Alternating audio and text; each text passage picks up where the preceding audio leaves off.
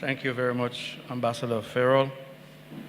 Let me recognize the presence of Dr. Roosevelt Skerrit, Prime Minister and Minister of Finance, Honourable Kenneth Darrow, Member of Parliament for the Petite Savanne constituency, Honourable Justina Charles, other members of Cabinet, senior government officials, including the PS of Housing, members of the Petite Savanne community, members of the media, my good friend, Monsignor Thomas. I hope I didn't forget anybody. Good afternoon. I have been given 10 minutes to make a presentation on the resettlement program as developed following the passage of Storm Erica. And I'm not sure how you expect me to talk about a one-year event in 10 minutes. But as a good servant, I will try to stick to the mandate given to me. But before I go into the real meat of the matter, let me use this opportunity to extend my deepest and sincerest condolences to all of you in here who lost relatives and family during that tragic event. And although anniversaries and such are meant to bring back pleasant memories, but I know those memories for you are not pleasant. But I believe we should also use that opportunity to look to the present and to look towards the future as we seek in Petite Savanne in particular and Belleville-Chopin to rebuild our lives. It's also very important for me too because it was at that same very moment that I had my own experiences which led to my knee surgery in Guadeloupe. So this date also brings back fresh memories because a number of things have happened to me during that period. But we won't talk about that today. We'll find some other forum when we can talk about those things. Shortly after Erica, a team from the World Bank and other partners visited the island to do what we consider a rapid damage assessment of the impact of Tropical Storm Erica in our country. And that was very important because that would lay the basis for the government to plan its recovery effort as far as the support of the international community was concerned and the financing that would have been necessary and required to make it happen. During that visit, it was discovered that Petite Savanne and Jobic were communities that had to be evacuated totally and completely. And I'm sure that some of you, if you walk around Petite Savanne, it still gives you the chill when you go around the church area, you go around the school area. It gives you the chill as to, can this reoccur in an area like Petite Savanne and in Jobic? And the experts have told us that whether it's 5 years, 10 years, 15 years, 20 years, the event can reoccur in that area because the general area is unstable. And so a decision had to be made to relocate those two communities. The government then put in place a resettlement committee, which a ministerial subcommittee on resettlement, a technical subcommittee on resettlement, and the social services subcommittee as presented by Nurse Charles a few minutes ago, because we believe that the issue of resettling and relocating people is a major issue because you're dealing with human beings, not trees and plants, but you're dealing with human beings, especially persons who were separated from their families, who had lost their loved ones, and who were really traumatized by the events. Some people think that the process has been slow, but where I sit, I believe that the government has done a tremendous job within 1 year to begin the resettlement process. And it had to be done properly, because one of the issues that you had to consider in the resettlement program, and that is why we coined the phrase rebuilding back better. And we had to rebuild better because Erica showed us a number of lessons. Even systems that were already in place to ensure appropriate construction sometimes were not being adhered to. And many of the times, the damages that we suffer could have been lessened if we had taken the precautions and the standards that were set by the appropriate authorities. But we're not going to be casting blames here this evening. The other thing that was important is where were we going to resettle the Jubic and the Petite Savanne communities? 10 sites were identified, and they all had to be assessed for a number of reasons. And I must not forget the work that was done by the local resettlement committee that was established both in Jubic and in Petite Savanne. And that local committee was of tremendous help to the government in charting the way forward. And of the 2 sites that this local subcommittee, having done their analysis, were satisfied that they could be resettled was the Warner site and the Bellevue-Chopin site. And when all the maths and all the configurations were done, they found out that there were some limitations in the Warner site. And if we have time, we can deal with some of those limitations. And so the Bellevue site was selected for resettlement. And that recommendation came really from the local resettlement committee of Petite Savanne, saying to the government that when we look at everything, including employment, in looking at our cultural heritage, in looking at some of the activities that we are used to undertaking and we want to continue, the Bellevue-Chopin site was probably the most appropriate site. But the government didn't stop there. And what the government did was to bring in a team from the University of the West Indies who came to do an assessment of that particular site. And I think the UNDP were also part of that site to do what they call the hazard analysis and to decide whether that site was in fact suitable for relocation. And on that basis, with the green light, we agreed that for the people of Petite Savanne, that the Bellevue-Chopin site was in fact the most appropriate site, although that entire region is in fact challenged, but that was deemed to be the most appropriate site. And so the government now had to begin to plan for that site. But the lands, they were privately owned. We had previously acquired some from that estate. Well, remember when we had this major problem in Bellevue-Chopin, we had a landslide, some lost their lives. We had to remove them from that slope, and so we acquired some land and constructed these 11 houses there for the people of Bellevue-Chopin. And so the government had to proceed to acquire some 49.9 acres of land, or the entire estate, for the resettlement program. Now, resettlement is not something that we're used to in any organized manner in Dominica. Although I was reminded that Fokole is a resettlement site. I think that's when they wanted to move the people from Koutong for the grammar school and the stadium. On that location, there was an area there where they call Koutong. And so these people had to be relocated.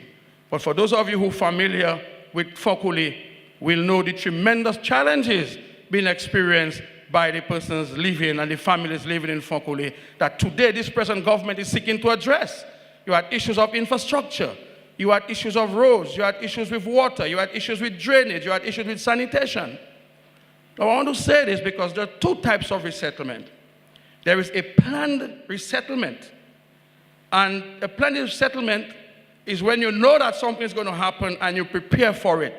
So it's like you want to build an airport. In the planning stages, you realize that you have to move some families, you have to buy property, you have to move people. So it gives you time to plan the activity. And there are unplanned resettlements like the issues experienced after Hurricane Erica in Bellevue-Chopin and in Petite Savanne. And I say this to say, if you have a planned resettlement, like you knew you were going to move the people from Koutong to put them in Fokole, yet still the necessary actions were not taken to ensure that there could be a smooth transition to that resettlement. Yampis was also a resettlement area when we move the people from Baytown for the sewage project and we move them into Yampis. Yampis has tremendous challenges. Okay? And so, with the unplanned resettlement of Petite Savanne and Belleville-Chopin, the challenges would have even been more tighter, because there it is that you have an event overnight upon you and you have to move people. You have people living in hotels and in guest houses. You have families that are scattered, and so you have to move very quickly. But even with the rapidity you want to move, you have to ensure that you do it right and you get it right. And to construct 50 houses in less than a year is a tremendous feat. And I'm talking about the center development. 50 houses. Now, a little later, I'll come to the persons who assisted us and where those 50 houses came from. But we know the 50 houses are Petrocasa houses. Now, what is that? Petrocasa house, what is that? Is it a plastic house? Is it a cardboard house? Is it a house made of... No. No. It has a plastic cladding, but that is a house made of reinforced concrete and steel.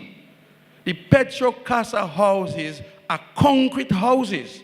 You have a mold, which is a plastic mold, and there are a number of reasons and advantages to the plastic mold. One, it's low in maintenance, because you paint it if you feel like you want to coat or paint. You can paint it if you feel like, but you don't have to paint it.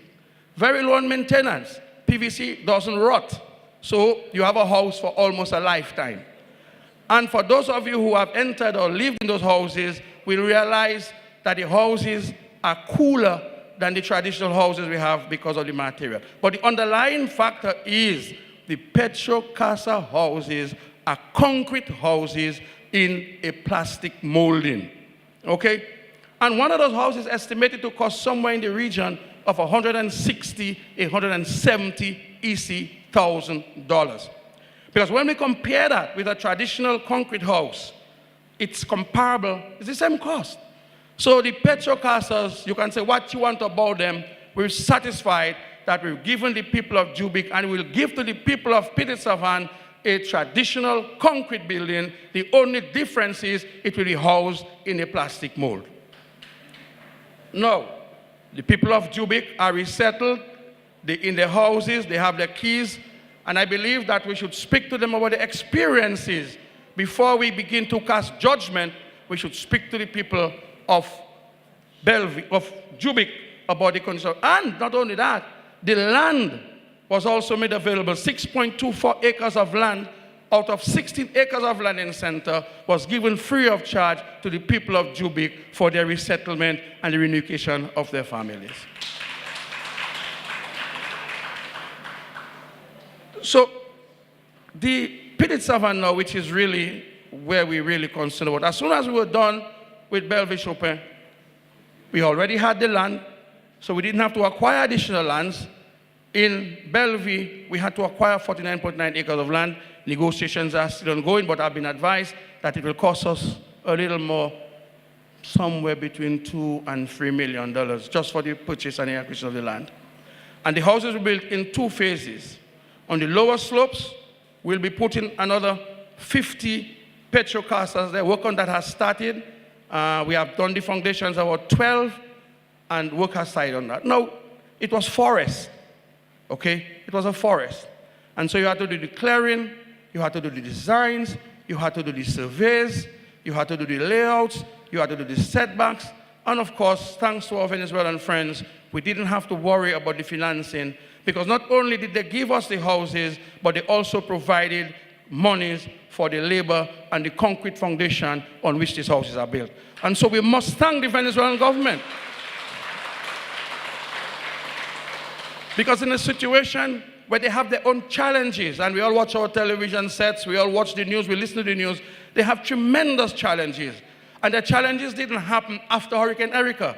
The challenges were there before Hurricane Erika, and yet still they could find 300 Petrocasas valued at over $30 million to give to the government of Dominica and the people of Petite Savanne and Belleville-Chopin as a gift. And the most we can do is to give thanks to that, to appreciate it, and to pray for the good fortunes of the Venezuelan people and the Venezuelan government. Because that's not the only instant when Venezuela has come to our aid and to our assistance. But today is not the day for that. We can deal with that in another forum in a more appropriate time. And so the houses are under construction. Now, we have estimated that in Petite Savanne, we have about 280-something households that had to be moved. But there were also persons with lands in Petite Savanne and houses were not built on it. So we're also providing for persons who had lands, but they had no house, because they themselves have to be moved from Petite Savanne. And we're hoping that with these 50 houses and the rest of the development that is coming through, that these people who never had a house will have the opportunity to have their keys and to own a home for the first time in their life. And that is just what the government is seeking to do. And we're hoping that sometime around December, and the land will be given to them for free too. So the house will be for free and the land will be for free. And we're hoping that come December, those 44 houses from the Petrocasas will be ready for allocation to some people of the Petite Savanne community. The continuation of, and as I understand it, that there will also be additional lots, because while we're building 44 houses, I think we have about 70 or so lots there. So there will be additional lots for the expansion of the Bellevue community and for persons who require additional lands. And we can come to the synergies between Bellevue and Petite Savanne if we can do all that within the 10 minutes of which I'm allotted, or we may have to find another forum where we can deal with the synergies between Bellevue and Petite Savanne. Because from where I see tremendous advantages for both communities if we can have a seamless transition between or with those communities. The balance of the project is being handled by the MCCI group. That's a company who's coming in to assist us in developing a tongue in Bellevue-Chopin. And the designs and the layout of the community represents a tongue. And they'll be building from 2-bedroom units to 3-bedroom units to 4-bedroom units. That is what that will be constructed right there in Bellevue-Chopin for the residents of Petite Savanne. And provision is being made also for commercial area. So for those of you who are worried about employment, 24 of those units will be for commercial areas, for small retail shops, for the barbers, for the hairdressers, for the bakeries, for the pharmacies. That will be provided for as part of development. And water, before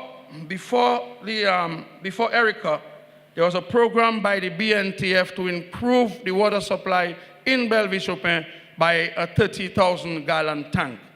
With the coming of new development, the developers, along with the WASCO, are seeking to develop an additional 100,000 gallons tank that will ensure adequate and sufficient water for the entire community of Bellevue, Petite Savanne, as to what now exists. And the intention is that water will be pumped from the Pichler River.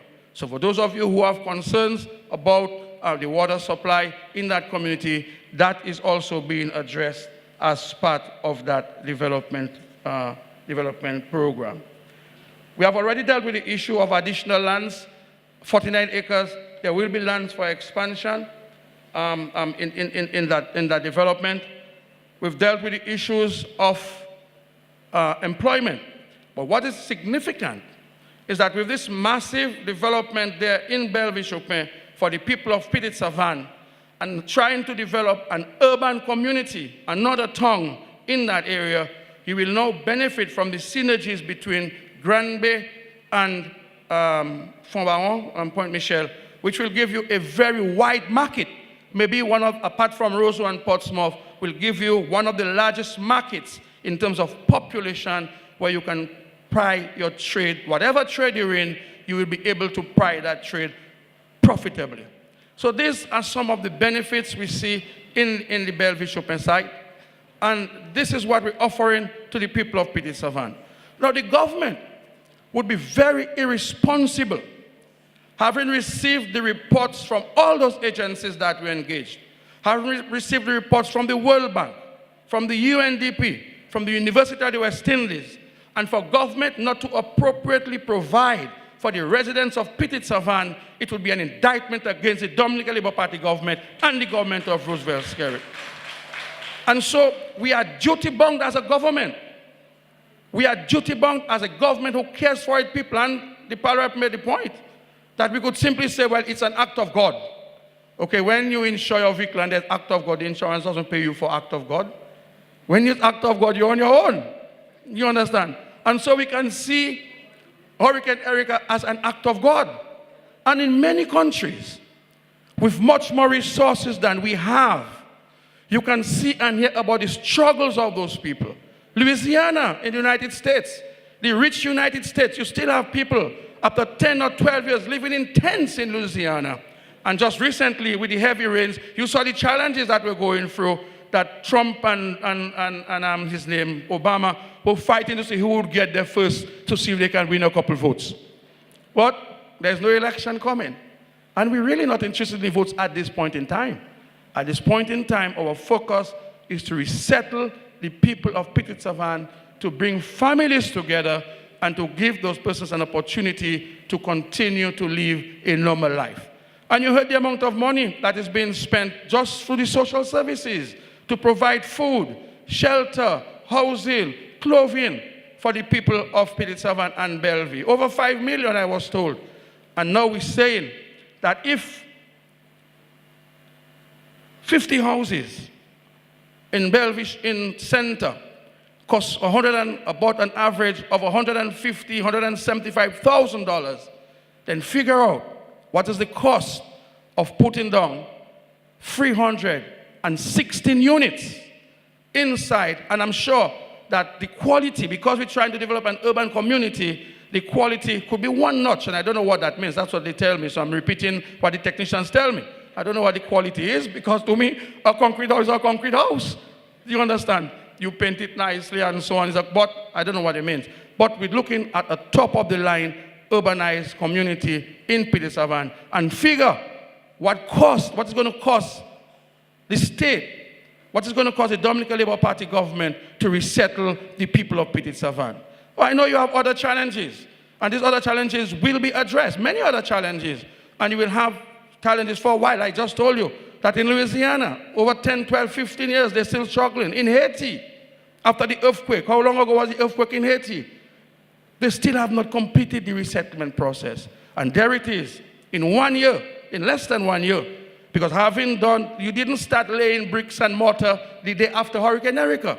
A number of things had to be done before you started laying bricks and mortar. So really, in about 8 to 9 months, the government has been able to resettle over 50 families in the center side. And we're hoping that this new project, within 18 months, we should be able to resettle the entire Petite Savanne constituency. And that would probably make us the quickest country as far as resettlement of our residents is concerned, at no cost to the resident, except that you now have to move from your cultural background, from your cultural community. You would love to remain in Petite Savanne. You would love to remain there. It's like Catholics. You don't leave your church for anything. You have to really entice a Catholic to leave his church. We love our church. And in Petite Savanne, there are a number of reasons why you like to stay in Petite Savanne. But the science is telling you that it's not possible. You'll be doing that at your own risk and at the risk of your families. And we have plenty of experts outside there. Everybody in Dominica is an engineer. Everybody in Dominica is a bishop. Every Dominican is everything in recent times. But I only listen to people who are qualified to give advice on those subject matters. And if the experts come from UWI and tell us that Petite Savanne is not safe, it may be a little, no, there's no rain falling and so on, you can go in and come out of there. But I'm sure that every one of you in Petite Savanne, once you hear hurricane coming, you're there, you're playing Bajan, you want to go back to Petite Savanne, you're there in your garden business and so on, and the other little thing you're doing on the side there, you want to go back to that? But once you hear there's a hurricane coming in Petite Savanne, everybody in Petite Savanne is scared and worried because you're not sure what the outcome of that is going to be. And there is no need.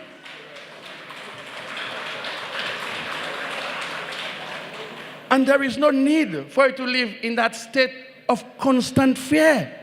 and constant anxiety. You want to know when you go in your bed and sleep, you sleep comfortable, you wake up strong and fresh next morning.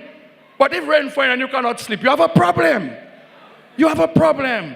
And there it is, that the government is going through miles upon miles to ensure that we create a safety zone for you, to ensure that you can be housed properly, to ensure that you can be reunited with your family, to ensure that you can continue to live a normal life. Then what else can the government do for you?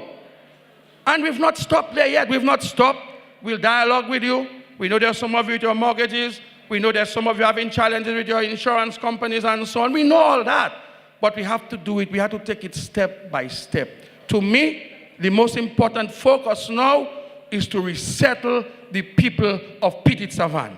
And the government is going to direct all its energies to ensure that the people of Petite Savanne are settled in the shortest and in the quickest possible time.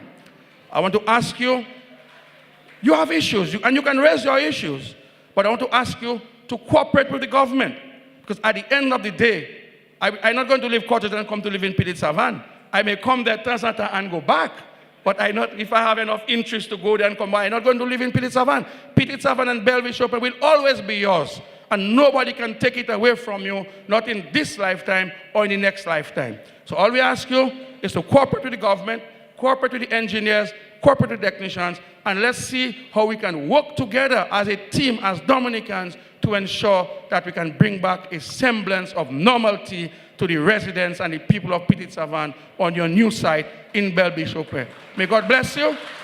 Thank you very much.